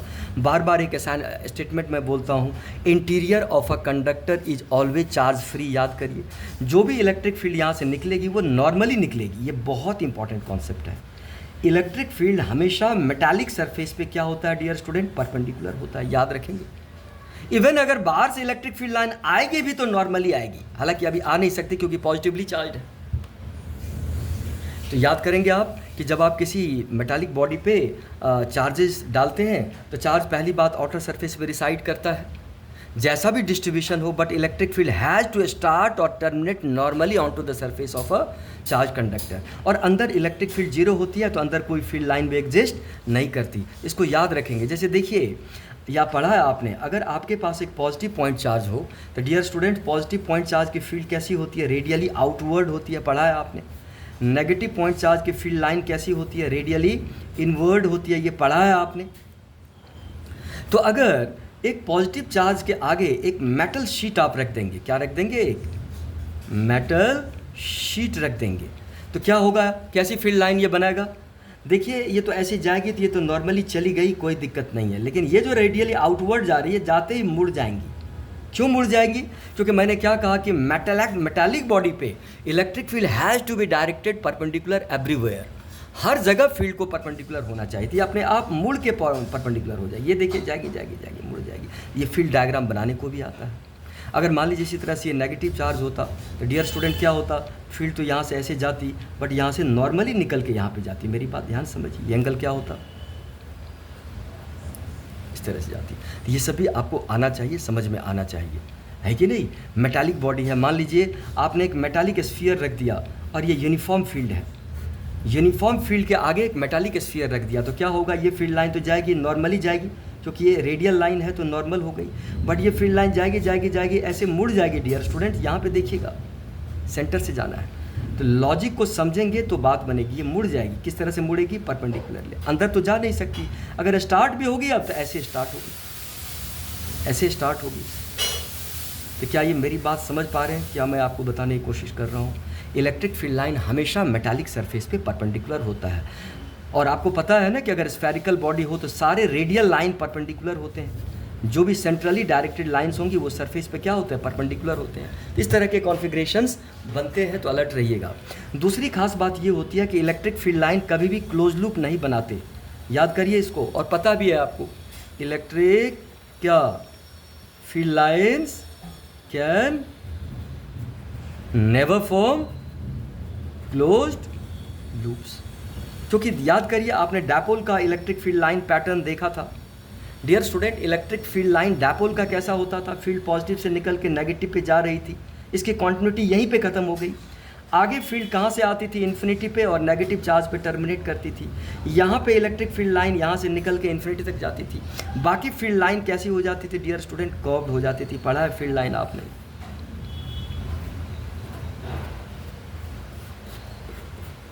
पढ़ा है आपने ये अच्छे से, आपके नोटबुक में सब है, अच्छे से पढ़ा है आपने। तो मैं ये कहना चाह रहा हूँ कि जैसे ये जो फील्ड लाइन है ये पॉजिटिव से निकल के नेगेटिव पे ख़त्म हो गई, आगे इसकी कोई कॉन्टिन्यूटी नहीं है, बस ऐसी फील्ड लाइन है ये। तो ये कभी भी क्लोज लूप नहीं बना सकते, बिकॉज अगर ये क्लोज लूप बना देंगे तो फिर इलेक्ट्रिक फील्ड कंजर्वेटिव फील्ड नहीं होगी। इलेक्ट्रिक फील्ड भी तो एक तरह का फोर्स ही है। इलेक्ट्रिक फील्ड क्या होता है, electric force per unit charge, per unit test charge, एक कूलम पे जितना इलेक्ट्रिक फोर्स काम करता है उसी को तो इलेक्ट्रिक फील्ड कहते हैं। तो अगर ये क्लोज लूप बना देंगे, मान लीजिए किसी ने कह दिया भाई let's consider electric field line as a close path, but ये पॉसिबल नहीं है। डियर स्टूडेंट, अगर क्लोज पाथ लेंगे तो जब आप लाइन इंटीग्रल लेंगे इलेक्ट्रिक फील्ड का, किसके साथ, डिस्टेंस के साथ। ये देखिए अभी इलेक्ट्रिक फील्ड यहाँ पे होगी, इधर यहाँ पे टेंजेंट होगी, यहाँ पे टेंजेंट होगी, यहाँ पे टेंजेंट होगी। अगर आप लाइन इंटीग्रल लेंगे ई डॉट डी एल, ई डॉट डी एल, ई डॉट डी एल, ई डॉट डी एल, ई डॉट डी एल, ई डॉट डी एल, तो क्लोज पाथ में ये कभी भी जीरो नहीं होगा। क्यों नहीं होगा, क्योंकि ये थीटा हमेशा 90 डिग्री से कम बनता है, तो हर पॉइंट पे ई डॉट डी एल क्या होगा, पॉजिटिव होगा। बट आपने पढ़ा है कि कंजर्वेटिव फोर्स की क्या पहचान होती है, कंजर्वेटिव फोर्स का work done complete round trip में हमेशा क्या होता है, जीरो। इलेक्ट्रिक फील्ड भी तो कंजर्वेटिव फील्ड है। तो अगर क्लोज लूप बना दिया तो इलेक्ट्रिक फील्ड का लाइन इंटीग्रल, लाइन इंटीग्रल मतलब डिस्प्लेसमेंट के साथ इलेक्ट्रिक फील्ड का इंटीग्रल। इलेक्ट्रिक फील्ड हो गया फोर्स, ये है डिस्प्लेसमेंट, ये हो गया वर्क डन, तब तो जीरो होगा नहीं, बिकॉज हर स्टेप में थीटा 90 से कम है। सो हम क्या लिखेंगे electric field lines can never form close loops, because if they form close loop then the value of line integral of electric field along the closed path won't be zero. So the only possibility is electric field must be cannot form closed loop. ये अलग field line है। अगर अब आप line integral लेंगे तो इसमें ई dot d L क्या होगा, पॉजिटिव, इसमें ई डॉट डी एल क्या होगा, नेगेटिव, और टोटल लाइन इंटीग्रल की वैल्यू क्या हो जाएगा, जीरो। आप इसको नहीं समझ रहे तो मुझे आप ग्रुप पे लिख के बताएंगे कि सर ये मैं नहीं समझ रहा, इसका एक नोट्स भेजिए और फिर से इस पर वीडियो बनाइए, ठीक है। बट मेरी बात आप समझ रहे हैं, what I am trying to make you understand कि electric field line can never form close loop. अगर ये क्लोज लूप बना दिया तो ई डॉट डी एल की वैल्यू, इंटीग्रेशन की वैल्यू जीरो नहीं हो सकता, इसको जीरो होना चाहिए क्योंकि कंजर्वेटिव है। चलिए समझ रहे हैं आप। डियर स्टूडेंट्स, फटाक से आगे बढ़ते हैं, लास्ट टॉपिक पे चले आए हम, इलेक्ट्रिक फ्लक्स और Gauss's theorem. Electric flux and Gauss's theorem. चलिए, तो आप पता है कि इलेक्ट्रिक फ्लक्स हमेशा किससे होता है डियर स्टूडेंट, हमेशा इलेक्ट्रिक फ्लक्स एक सरफेस से होता है। मान लीजिए क्या है, सरफेस है, ये क्या है, नॉर्मल है, और फील्ड लाइन इसको क्या हो रही है, क्रॉस करके जा रही है। क्या कर रही है, क्रॉस करके जा रही है। कितने एंगल पे डियर स्टूडेंट, थीटा पे। तो अगर फील्ड लाइन किसी सरफेस को क्रॉस करती है, चीरती हुई जाती है, तो इलेक्ट्रिक फ्लक्स का फॉर्मूला क्या होता है dear student? E dot A, dot product of electric field vector and area vector. Area vector क्या होता है? ये एरिया वेक्टर है। एरिया वेक्टर का मैग्नीट्यूड इस एरिया के बराबर है, लेंथ इनटू ब्रेथ अगर रेक्टेंगल है तो, और डायरेक्शन किधर होती है? नॉर्मल की तरफ। मतलब अगर सरफेस एक्स वाई प्लेन में है तो area vector will be along Z axis, surface अगर एक्स जेड प्लेन में है तो area vector will be along Y axis. समझ रहे हैं? नॉर्मल की तरफ एरिया वेक्टर होता है। तो इलेक्ट्रिक फ्लक्स क्या बताता है? इलेक्ट्रिक फील्ड लाइंस का कितना अमाउंट गिवन सरफेस को क्रॉस करके जा रही है। समझ रहे डियर स्टूडेंट? ये इलेक्ट्रिक फ्लक्स होता है और फॉर्मूला क्या हो जाता है? ई ए कॉस थीटा। अगर थीटा की वैल्यू क्या पुट कर देंगे आप? 0 डिग्री। 0 डिग्री का क्या मतलब हुआ माय डियर स्टूडेंट? यहाँ पे ध्यान दीजिए, ये देख रहे हैं आप, ये सरफेस है और ये है इसका नॉर्मल, और फील्ड लाइन सरफेस के प्लेन में ही है, सरफेस को पेनेट्रेट नहीं कर रही है, क्रॉस नहीं कर रही है। मतलब जैसे आप इस नोटबुक के ये इस प्लेन को देखिए, इस फील्ड लाइन को देखिए, क्या हो रहा है? सरफेस के प्लेन में ही है। क्या ये फील्ड लाइन सरफेस को क्रॉस कर रही है? क्या क्रॉस नहीं कर रही है? तो फ्लक्स क्या हो जाएगा? 0, बिकॉज फ्लक्स होने के लिए field has to enter from one side and emerge from other side. समझ रहे आप? तो डियर स्टूडेंट, थीटा 0 का मतलब होता है कि फील्ड लाइन सरफेस के प्लेन में है, तो नॉर्मल से फील्ड कितना एंगल बनाएगा? 90 डिग्री, है कि नहीं? तो यहाँ पे फ्लक्स कितना हो जाएगा? ई ए कॉस 90 डिग्री मतलब 0। डियर स्टूडेंट्स, ये कुछ समझ पा रहे आप? चलिए इस चीज़ को, मुझे लगता है कि उल्टा तो नहीं बता, ध्यान दीजिएगा यहाँ पे। मैं कह रहा हूँ कि अगर थीटा की वैल्यू 0 हो, डियर स्टूडेंट्स, अगर ये सरफेस है, मान लीजिए एक्स वाई प्लेन में है और ये क्या है? एक्स एक्सिस है, तो देखिए सारी फील्ड लाइन किधर है? एक्स एक्सिस की तरफ है। इसका नॉर्मल किधर होगा? जेड एक्सिस की तरफ। तो आप दावे के साथ कह सकते हैं कि field lines are parallel to the surface, so what is the angle made by normal with field line? तो डियर स्टूडेंट्स, थीटा 0 यहाँ पे नहीं हुआ, थीटा कितना हो गया? सॉरी, कितना हो गया? 90 डिग्री। ध्यान दीजिएगा, थोड़ा सा उल्टा मैंने लिख दिया। इफ इलेक्ट्रिक फील्ड लाइंस, मैं क्लियरली लिख रहा हूँ, ध्यान दीजिएगा, passes parallel to the surface, मतलब उसको टच करते हुए जाए, पैरेलल टू द सरफेस। अगर इलेक्ट्रिक फील्ड लाइन सरफेस को टच करते हुए जाए तो इसका मतलब थीटा कितना होगा? 90 डिग्री, क्योंकि देख पा रहे हैं आप नॉर्मल तो परपेंडिकुलर हो गया।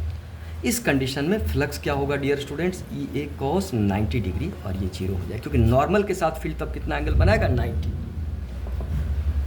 उसी तरह से अगर थीटा कितना हो जाए डियर स्टूडेंट? 0 डिग्री। 0 डिग्री का क्या मतलब हुआ? कि एक सरफेस है डियर स्टूडेंट्स, का नॉर्मल भी इधर है और फील्ड लाइन भी इधर ही जा रही है, इसको क्रॉस करके जा रही है। देख रहे हैं आप, इसको क्रॉस करके जा रही है इलेक्ट्रिक फील्ड। तो इस कंडीशन में थीटा कितना हो जाएगा? 0 डिग्री हो जाएगा। और डियर स्टूडेंट, फ्लक्स क्या होगा? ई ए कॉस 0 डिग्री मतलब मैक्स हो जाएगा। समझ पा रहे हैं आप इन सारी चीज़ों को? अगर थीटा की जगह क्या हो जाए? 180 डिग्री। डियर स्टूडेंट, 180 का मतलब यहाँ पे कुछ ऐसा हुआ कि मान लीजिए अगर नॉर्मल इधर है तो फील्ड लाइन उल्टी डायरेक्शन में जा रही है, ऐसे जा रही है। यहाँ थीटा 180, तो फ्लक्स क्या होगा? ई A cos 180 degree, that is क्या होगा? माइनस ई ए। और याद रखेंगे हमेशा, कॉस 180 डिग्री क्या होता है? -1। साइन 180 डिग्री क्या होता है? 0। ये सब याद रखेंगे, बहुत इंपॉर्टेंट होता है। चलिए, तो अब यहाँ पे आगे देखते हैं कि अगर हमने कर्व सरफेस ले लिया, डियर स्टूडेंट, कैसा सरफेस ले लिया? Curve surface. यहाँ पे क्या होता था कि जब आप प्लेन सरफेस लेते थे, ध्यान दीजिएगा, तो प्लेन सरफेस पे हर जगह नॉर्मल तो एक ही डायरेक्शन में होंगे, single normal can characterise the whole plane. लेकिन कर्व सरफेस में क्या होगा? यहाँ पे नॉर्मल इधर होगा, यहाँ पे नॉर्मल किधर हो जाएगा? इधर हो जाएगा नॉर्मल, यहाँ पे नॉर्मल इधर हो जाएगा। देख पा रहे हैं? और इलेक्ट्रिक फील्ड मान लीजिए इसको क्रॉस करके जा रही है, तो क्या देख पा रहे हैं कि अलग अलग पॉइंट पे थीटा की वैल्यू क्या हो सकता है डियर स्टूडेंट? अलग अलग हो सकता है। मेरी बात आप समझ पा रहे हैं? तब आप फ्लक्स कैसे निकालेंगे? तो पूरे सरफेस को छोटे छोटे एलिमेंटल एरिया में ब्रेक कर देंगे। तो इलेक्ट्रिक फ्लक्स कैसे निकालते हैं? E dot D A whole surface में, है कि नहीं? होल सरफेस में लिमिट लगाएंगे। समझ पा रहे हैं आप ये? तो ये इलेक्ट्रिक फ्लक्स आप समझ पा रहे हैं। What is the SI unit of electric flux? आपके एग्जाम में आता है। तो डियर स्टूडेंट, इलेक्ट्रिक फ्लक्स का फॉर्मूला क्या पढ़ा आपने? E A cos theta. Cos theta तो डायमेंशन लेस है। इलेक्ट्रिक फील्ड क्या होता है, newton per coulomb area metre square, newton metre square per coulomb. दूसरा यूनिट क्या होगा, वोल्ट पर मीटर इलेक्ट्रिक फील्ड का एक यूनिट होता है, नीचे क्या होगा मीटर स्क्वायर, तो वोल्ट मीटर भी इलेक्ट्रिक फ्लक्स का यूनिट है। याद करिए दोनों यूनिट को जल्दी फास्ट, और याद क्या करना, फॉर्मूला याद रहेगा, लिख सकते हैं। इलेक्ट्रिक फील्ड का 2 यूनिट है, न्यूटन पर कूलम भी होता है, वोल्ट पर मीटर भी होता है। फास्ट, जल्दी, चलिए आगे बढ़ते हैं। इसके बाद मैं कोई थ्योरी नहीं बताने वाला, केवल न्यूमेरिकल ही करेंगे, इसलिए जल्दी आप थ्योरेटिकल पोर्शन को स्ट्रॉन्ग करो, जिससे चैप्टर 1 के सारे इंपॉर्टेंट क्वेश्चंस मैं यहाँ पे ग्रुप पे भी डाल दूंगा और आप उसको घर पे प्रैक्टिस कर पाएंगे। इसके बियॉन्ड हाफ ईयरली में क्वेश्चन नहीं बनेगा, बोर्ड एग्जाम में क्वेश्चन नहीं बनेगा, जो बता रहा हूँ बनेगा भी तब भी आप सॉल्व कर देंगे, क्योंकि आपके कॉन्सेप्ट्स उस लेवल तक क्लियर हो जाते हैं। डियर स्टूडेंट्स, चलते हैं यहाँ पे, बहुत इंपॉर्टेंट बातें डिस्कस कर रहा हूँ, ध्यान दीजिएगा। इलेक्ट्रिक फ्लक्स का मतलब होता है, पहली बात कि electric flux is always associated with a surface. किससे एसोसिएटेड होता है डियर स्टूडेंट, एक सरफेस से। Electric flux through a surface is directly proportional to amount of field line crossing the surface. Given surface से अगर फील्ड लाइन ज़्यादा cross कर रही है तो हम क्या कहेंगे, इलेक्ट्रिक फ्लक्स ज़्यादा है। ये समझ पा रहे हैं आप। तो क्वेश्चन यहाँ पे ये है कि इफ अ कौन सा सरफेस, क्लोज सरफेस, ध्यान से समझेंगे, is placed in an external electric field. Dear student, this is not a loop, this is a closed surface, 3D closed surface, और इसको रख दिया किसमें आपने, एक्सटर्नल इलेक्ट्रिक फील्ड में रख दिया क्लोज। ये हाइपोथेटिकल सरफेस है, इसको आप कोई मेटालिक सरफेस मत मानिएगा। क्या है ये, हाइपोथेटिकल सरफेस, एक्सटर्नल फील्ड में आपने इसको रख दिया। तो पूछा गया है what is the net flux through this close surface. तो डियर स्टूडेंट, इसका आंसर क्या होता है, 0। अच्छे से क्लास में भी समझाया हूँ, एक बार और समझ लो क्या लॉजिक है। If a close surface is placed in an external electric field, net flux linked with the close surface is 0। Why, because जितनी फील्ड लाइन इस क्लोज सरफेस से अंदर जा रही है उतनी फील्ड लाइन क्लोज सरफेस से बाहर भी जा रही है। और फ्लक्स हमेशा क्या रिप्रेजेंट करता है, effective amount of field lines. क्या रिप्रेजेंट करता है, याद करिए, इफेक्टिव अमाउंट ऑफ क्या, field lines crossing a surface, crossing a surface, effective amount. यहाँ पे क्या हो रहा है, जितनी 1000 फील्ड लाइन अंदर जाते 1000 निकल भी गई, तो what are the effective field lines entering the surface, 0। What are the effective field line leaving the surface, तो 0। समझ पा रहे हैं आप ये, इसको याद रखेंगे आप, आता रहेगा, किसी भी शेप साइज में दे दे। मान लीजिए आपके पास एक क्यूबॉइडल सरफेस दे दिया, आपको ऐसा दे दिया, क्यूबॉइडल सरफेस दे दिया, ध्यान दीजिएगा, जिसके प्लेन्स कोऑर्डिनेट प्लेन्स के पैरेलल है, ऐसा दे दिया। मान लीजिए इस तरह से, मान लीजिए एक्स एक्सिस है, ये क्या है, वाई एक्सिस है, और इसको क्या मान लिया आपने, जेड एक्सिस। देख रहे हैं आप, कोऑर्डिनेट प्लेन के पैरेलल, और इसको आपने एक्सटर्नल फील्ड में रख दिया। एनसीईआरटी में क्वेश्चन है भी। तो यहाँ पे भी क्या होगा डियर स्टूडेंट, टोटल फ्लक्स 0 होगा, क्योंकि इस सरफेस से जितनी फील्ड लाइन अंदर गई उतनी फील्ड लाइन अपोजिट सरफेस से निकल गई। इसके पीछे लॉजिक क्या होता है, inward flux and outward flux. आइए एक बार इसको समझ लेते हैं। डियर स्टूडेंट्स, ध्यान देंगे जरा, ये एक क्लोज सरफेस है, और क्लोज सरफेस है ये, क्लोज्ड सरफेस, और क्लोज सरफेस को गॉसियन सरफेस भी कहते हैं, आगे हम पढ़ने वाले हैं। डियर स्टूडेंट्स, बहुत इंपॉर्टेंट है कि क्लोज सरफेस भी अभी यहाँ पे कैसा है, कर्व सरफेस है, हर जगह ये कर्व्ड है। तो पहली बात है कि कर्व सरफेस में किसी भी पॉइंट पे जब आप नॉर्मल ड्रॉ करेंगे तो आउटवर्ड लेंगे। यहाँ पे नॉर्मल ड्रॉ करेंगे तो बाहर की तरफ नॉर्मल, अंदर नहीं दिखाना। यहाँ पे नॉर्मल लेंगे, नॉर्मल शुड बी आउटवर्ड। याद करिए, बार बार मैंने आपको बोला है, क्या, आउटवर्ड नॉर्मल इज क्या, टेकन एज कौन सा नॉर्मल, पॉजिटिव नॉर्मल। बात समझ में आ रही है, हमेशा आउटवर्ड लेते हैं। यहाँ पे भी नॉर्मल लेंगे तो किधर लेंगे, बाहर लेंगे। नॉर्मल मतलब परपेंडिकुलर, ऐसा।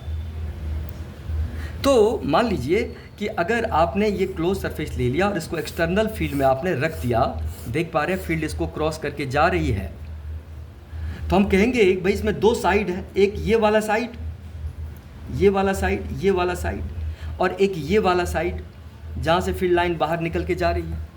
तो डियर स्टूडेंट, इधर देख रहे हैं आप, इलेक्ट्रिक फील्ड अंदर जा रही है। यहाँ पे कहीं पे भी आप नॉर्मल ड्रॉ करेंगे, आउटवर्ड नॉर्मल, तो देख रहे हैं इलेक्ट्रिक फील्ड के साथ जो एंगल बनता है वो कैसा बनता है, 90 डिग्री से बड़ा बनता है। अच्छे से समझा है पहले भी आपने, फिर से समझिए। और अगर इधर कोई भी पॉइंट ले लेंगे आप, यहाँ पे देख रहे हैं आप, नॉर्मल भी इधर बन रहा और फील्ड भी इधर बन रही है, तो थीटा या तो 0 होगा या 90 से कम होगा।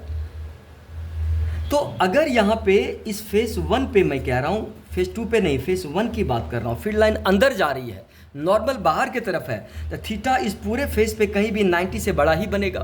तो इस फेस के लिए फ्लक्स डियर स्टूडेंट क्या होगी, नेगेटिव, और इसको क्या कहेंगे, इनवर्ड फ्लक्स। क्या कहते हैं इसको हम, इनवर्ड फ्लक्स, क्योंकि इस फेस से फील्ड लाइन अंदर जा रही है, इनवर्ड जा रही है।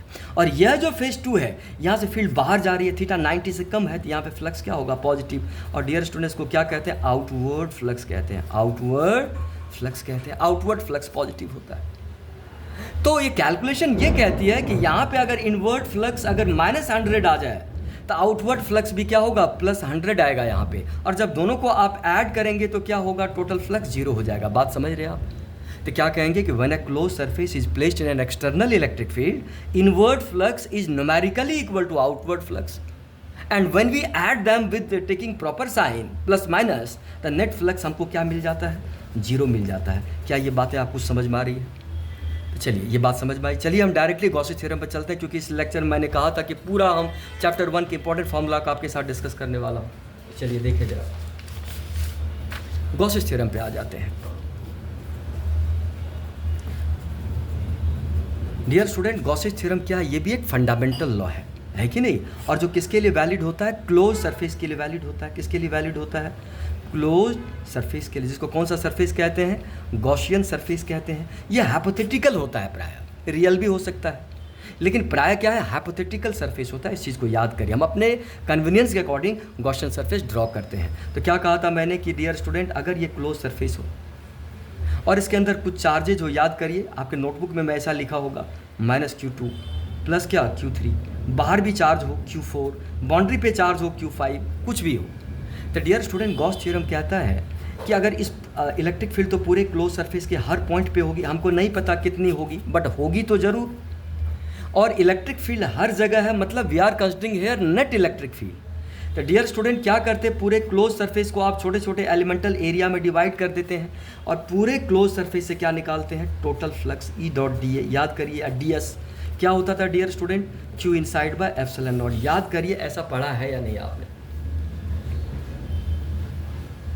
है कि नहीं? मान लीजिए यहाँ पे इलेक्ट्रिक फील्ड इधर है, नॉर्मल इधर है, तो कुछ ना कुछ तो फ्लक्स होगा इस एलिमेंटल एरिया से। तो क्या करेंगे, E.dA पूरे क्लोज सरफेस पे सारे एलिमेंटल फ्लक्स को ऐड कर देंगे। सर्कल का मतलब क्लोज सरफेस। तो क्या होता है, अंदर का net charge divided by epsilon naught. Dear students, Q inside क्या होता है, net charge lying well inside the surface, ना तो बाउंड्री का चार्ज ना ही बाहर का चार्ज। तो अंदर का चार्ज क्या होगा, Q1 minus Q2 plus Q3, ये आएगा algebraic sum of all the charges lying well inside the Gaussian surface. ना तो बाहर वाला चार्ज आएगा, ना ही बाउंड्री वाला चार्ज आएगा। कौन सा चार्ज आता है, केवल अंदर के चार्जेज आते हैं।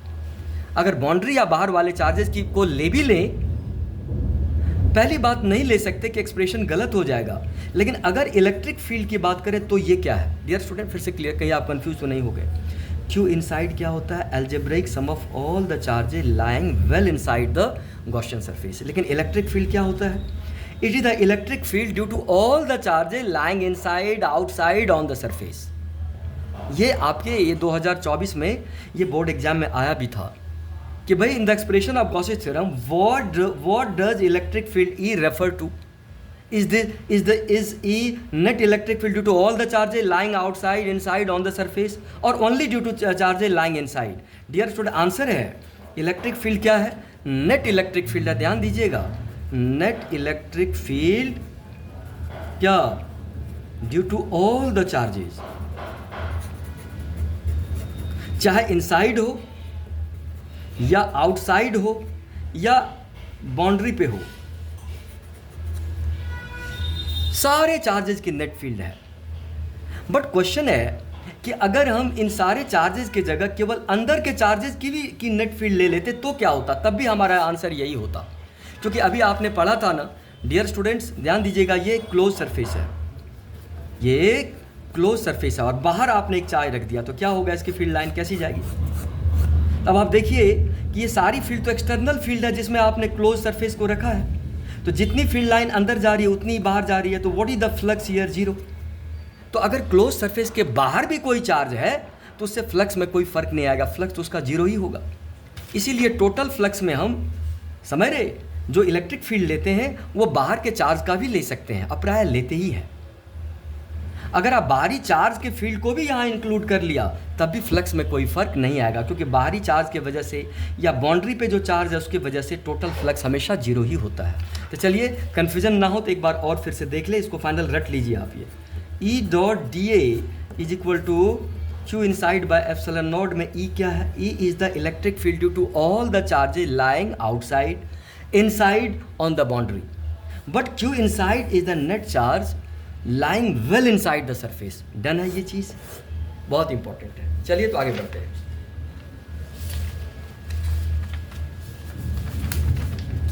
एक मिनट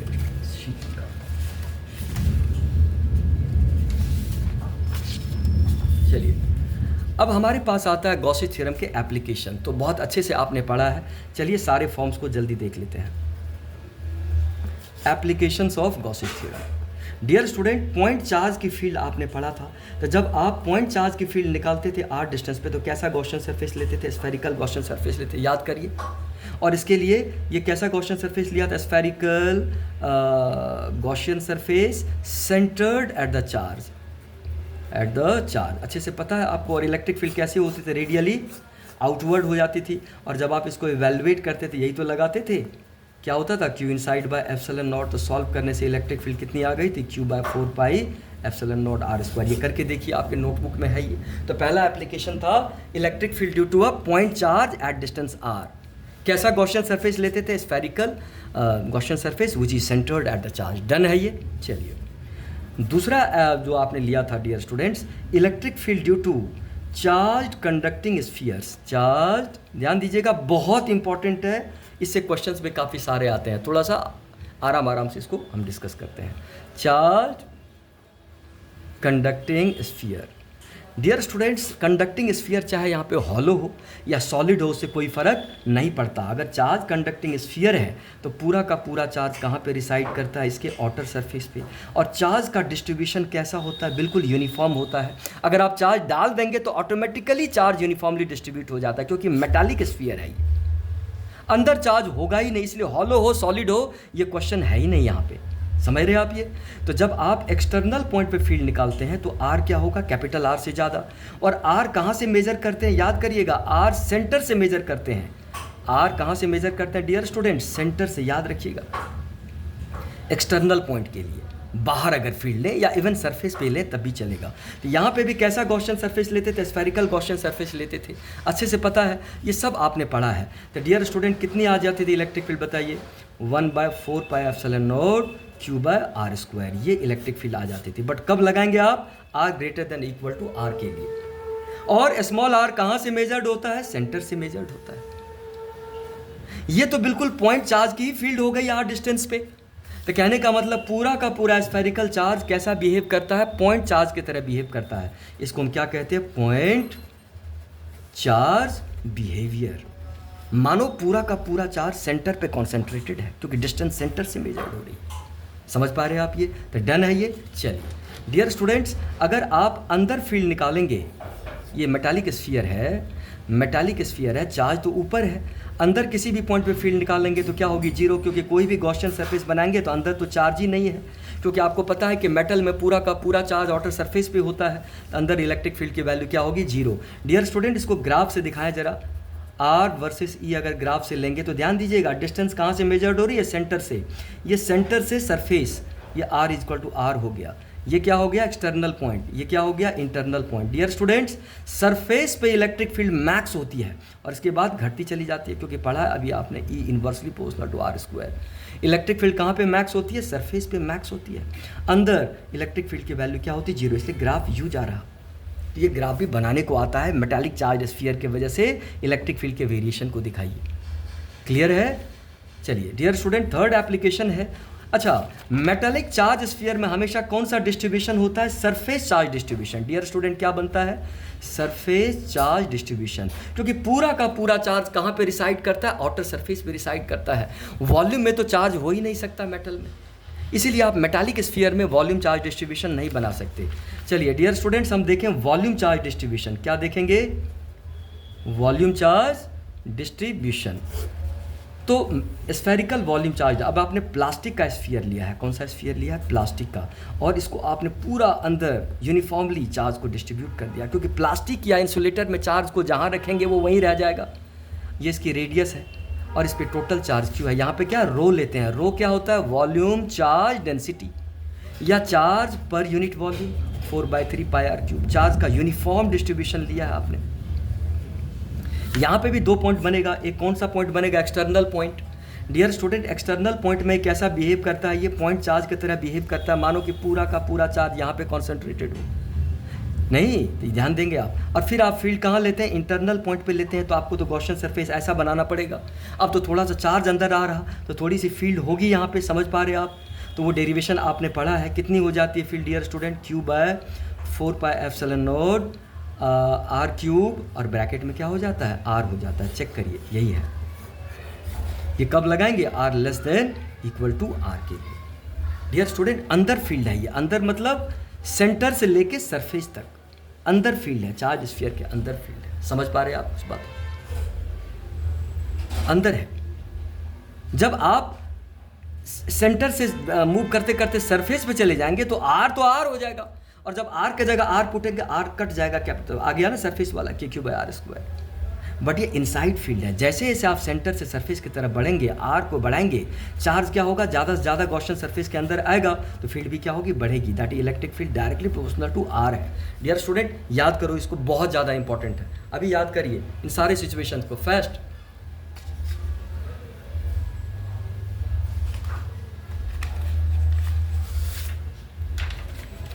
डन। चलिए इसका ग्राफ प्लॉट करते हैं। ये ग्राफ बहुत ज़्यादा इंपॉर्टेंट है डियर स्टूडेंट्स। क्या था इलेक्ट्रिक फील्ड?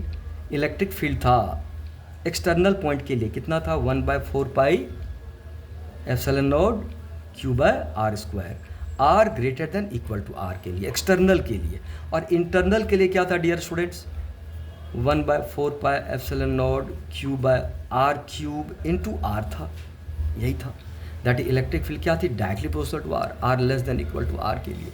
तो कैसा ग्राफ बनेगा? बहुत ज़्यादा इंपॉर्टेंट है, आता रहता है ये ग्राफ भी। Sorry dear student, directly proportionate relation है। और इलेक्ट्रिक फील्ड कहाँ पे फिर से मैक्स हो गई? सरफेस पे। जब आर 0 था, ये सेंटर है, दिस इज द सेंटर। और इसके बाद फील्ड कैसी होती है? इन्वर्सली ऐसा, E इन्वर्सली प्रोपोर्शनल टू क्या होता है? R², या E directly proportional to R। और सरफेस पे फील्ड क्या होती है? मैक्स होती है। क्या आप देख पा रहे हैं? बहुत ज़्यादा इंपॉर्टेंट है ये। चलिए ये हो गया। चौथा एप्लीकेशन याद करिए, फॉर्मूला याद रखना पड़ेगा। उसके बाद क्या होता था dear student? Line charge distribution. Line charge distribution जिसमें क्या होता था? एक वायर लेते थे आप जो यूनिफॉर्मली चार्ज थी, लॉन्ग वायर लेते थे जिससे हमको एंड ना मिले। फाइनाइट है तो बिल्कुल बीच में वर्क करना होता है। यहाँ पे आपको फील्ड निकालना था। डियर स्टूडेंट, इसकी फील्ड कैसी होती है? स्ट्रेट पैरेलल होती है। कब होती है स्ट्रेट पैरेलल? कब होती है? जब ये इन्फिनिट लेंथ की हो। अगर फाइनाइट लेंथ की है तो बीच में वर्क करना पड़ेगा। यहाँ पे लैम्डा होता है। लैम्डा को क्या कहते हैं बताइए? Linear charge density. Linear charge density का मतलब क्या होता है? Charge per unit length, total charge upon total. मान लिया वायर की लंबाई L है, इस पे टोटल चार्ज Q है, ये चार्ज पर यूनिट लेंथ होता है। तो डियर स्टूडेंट, पढ़ा है ना आपने कैसा गॉसियन सरफेस लेते थे आप? सिलेंड्रिकल गॉसियन सरफेस लेके इसको यूँ बंद कर देते थे, फिर आप टोटल फ्लक्स कैलकुलेट करते थे। वो तो डेरिवेशन नोटबुक में देखेंगे। तो फॉर्मूला याद करिए, कितना होता था? λ/2πε0r। क्या याद कर पा रहे हैं? जल्दी याद करिए। मतलब इलेक्ट्रिक फील्ड क्या होती है? Inversely proportional to R. Graph कैसा होगा? हाइपरबोलिक वेरिएशन जाएगा यहाँ पे। समझ रहे हैं आप? इसको आप याद रखिए। चलिए आगे बढ़ते हैं। पाँचवा, फिफ्थ वाला डियर स्टूडेंट, पाँचवा जो है वो है uniformly charge sheet. Dear students, ये प्लास्टिक शीट है, मैं बता दूं। ये इंसुलेटर शीट है। मतलब दिस इज अ शीट, ऐसा शीट है, दिस शीट जो वर्टिकल है। और इस पर क्या किया आपने? एक ही साइड चार्ज, क्योंकि प्लास्टिक या इंसुलेटर में चार्ज को जहां रखेंगे वो चार्ज वहीं रहेगा अपने आप। चार्ज का कोई डिस्ट्रीब्यूशन होने वाला नहीं है। और ये इन्फिनिट शीट है डियर स्टूडेंट। कौन सा शीट है? इन्फिनिट शीट है। अगर इन्फिनिट शीट नहीं है तो आपको बीच में वर्क करना, शीट के एजेस बाउंड्री पे नहीं जाना। ये यूनिफॉर्म फील्ड का सोर्स होता है। कैसा फील्ड देता है ये? यूनिफॉर्म फील्ड देता है। यही एक ऐसा चार्ज का अरेंजमेंट है जो यूनिफॉर्म फील्ड का सोर्स होता है, यूनिफॉर्मली चार्ज शीट। यहाँ पे सिग्मा होता है। सिग्मा को क्या कहते हैं?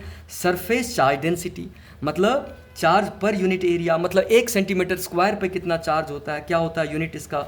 Coulomb per metre square. समझ रहे हो आप? ये गिवन है ये, मतलब पूरे सरफेस पे चार्ज का डिस्ट्रीब्यूशन यूनिफॉर्म है। ऐसा नहीं कि यहाँ पे चार्ज नज़दीक नज़दीक है, अब कहीं दूर है, और एक ही साइड में चार्ज है, इधर कोई चार्ज नहीं है, इधर ही है डेंसिटी, इधर डेंसिटी 0 है, इसके साइड पीछे नहीं है। मतलब शीट को ऐसा दिखा देंगे तो ऐसा शीट अगर आप मान लेंगे तो चार्ज एक ही साइड है, इधर कोई चार्ज नहीं है। तो डियर स्टूडेंट, फील्ड दोनों साइड होगी। ऐसा नहीं कि चार्ज इस साइड नहीं है तो फील्ड इधर नहीं होगी। कैसा फील्ड बनाता है? स्ट्रेट, पैरेलल और यूनिफॉर्म फील्ड होता है, याद करिएगा। और याद करिए कितनी फील्ड होती थी? Sigma upon 2 epsilon naught. अच्छे से याद है, अब याद करिए। एक यूनिफॉर्मली चार्ज शीट की फील्ड कितनी होती है? Sigma by 2 epsilon naught. Just memorise this. Sigma क्या होता है? Surface charge density, charge per unit area.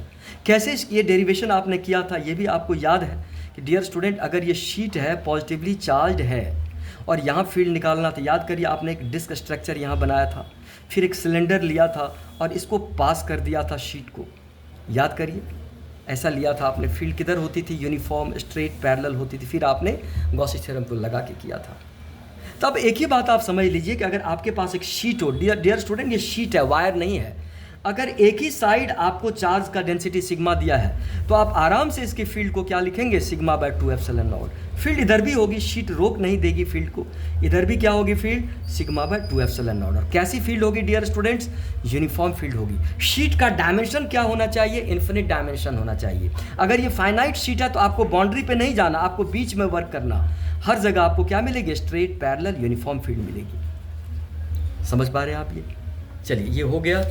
दूसरा, अगर हमारे पास मेटालिक शीट हो, डियर स्टूडेंट्स, कौन सा शीट हो? मेटालिक शीट हो, इन्फिनिट शीट हो। तो अगर ये मेटालिक शीट है, ऐसा अगर ये मेटालिक शीट है और इस पे डियर स्टूडेंट आप चार्ज डालेंगे तो आधा चार्ज अपने आप क्या होगा? एक सरफेस पे आ जाएगा और बाकी चार्ज दूसरे सरफेस पे भी चला जाएगा। मतलब अगर ये शीट है तो आधा चार्ज, अगर आप इसको शीट मान लेंगे तो आधा चार्ज, एक मिनट, अगर आप इसको शीट मानेंगे तो आधा चार्ज फटाक से क्या होगा? इस साइड आ जाएगा, आधा इस साइड आ जाएगा। दोनों सरफेस पे है, ये शीट है, इधर भी चार्ज है, इधर भी चार्ज है, इधर भी सिग्मा है, इधर भी सिग्मा है, बराबर बराबर आ जाएगा। मतलब अब इसको आप दो डिफरेंट शीट, मतलब ऐसे दो शीट, एक शीट और ये वाला एक शीट, दो शीट की तरह ट्रीट करेंगे, एक शीट 1 और एक शीट पीछे वाला। तो अब इसकी इलेक्ट्रिक फील्ड आप निकालेंगे तो क्या होगा? क्या होगा? E1 plus E2। मैंने कहा था कि एक ही सरफेस पे सिग्मा हो तो कितनी होगी field? Sigma by 2 epsilon not. पीछे वाली शीट की वजह से तो कितनी हो जाती है field? Sigma bye epsilon naught. याद रखेंगे। तो डियर स्टूडेंट्स, ये कुछ इंपॉर्टेंट फार्मूला था, कुछ क्या ऑलमोस्ट कवर हो गया ये, तो इसको आप याद रखेंगे। और अगले लेक्चर में हम बहुत सारे क्वेश्चंस के साथ मैं आपके सामने प्रकट होता हूँ और आप इसको रिवाइज़ करिए जल्दी। हाफ ईयरली एग्जाम्स आ रहे हैं, मैं चाहता हूँ 100% आप करें अप्रोच, ठीक है? तो रिवाइज़ करना। Thanks a lot.